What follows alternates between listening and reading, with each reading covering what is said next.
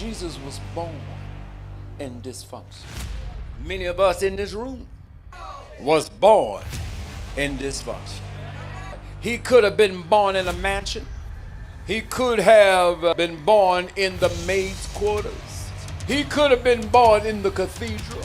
But he chose the very situation.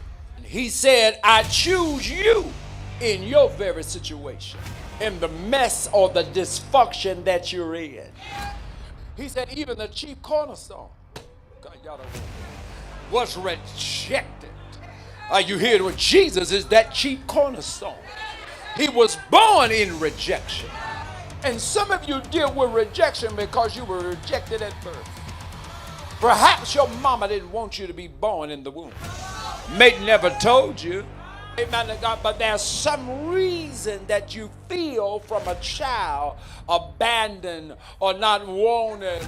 But that's where you have to let God come in. You don't have a high priest that has not been touched by your infirmity. Jesus have went through everything you went through. I just want you to look at somebody and tell somebody, Jesus know all about it. My strength is made perfect in your weakness.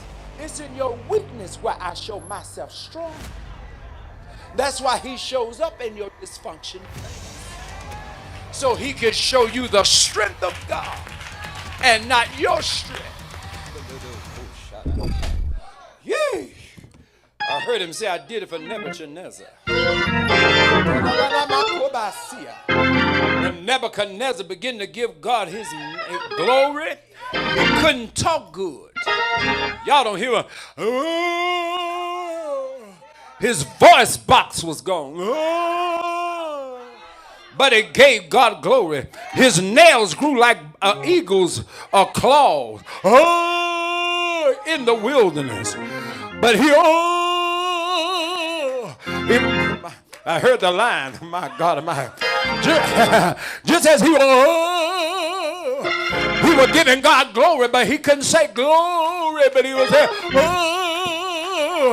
Touch your neighbor and say, God knows how to interpret your moans and your groans. He knows how to interpret what don't sound natural to everybody else. But in the God healed him. God gave him his mind back. God gave him his voice back. Touch your neighbor and say, he'll give it all back if you give him glory.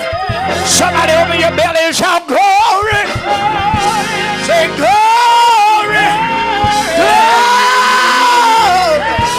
Glory, glory, glory. Clap your hand and say glory, glory, glory.